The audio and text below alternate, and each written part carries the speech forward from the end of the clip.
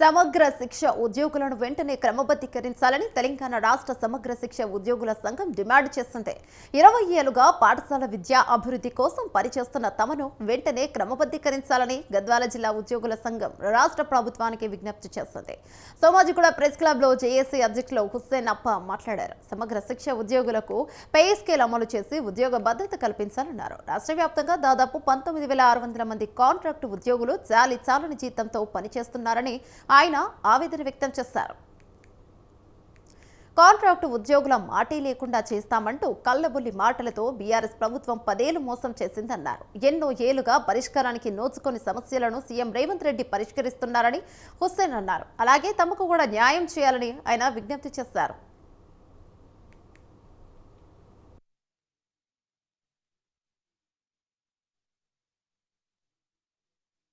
వారి యొక్క న్యాయమైన డిమాండ్ అంటే మేము తెలంగాణ చేసి తెలంగాణ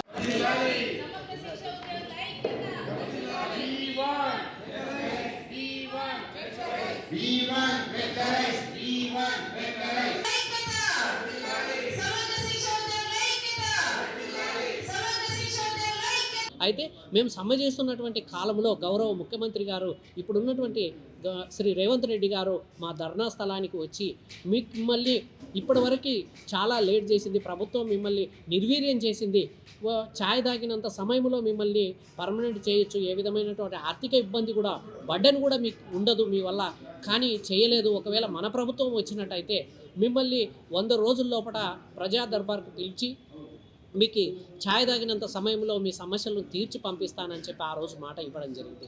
అయితే మేము 100 రోజుల కాలాన్ని కాదు, కొత్తగా వచ్చినటువంటి ప్రభుత్వం అని చెప్పి సంవత్సర కాలం పాటు మేము వేచి చూసాం.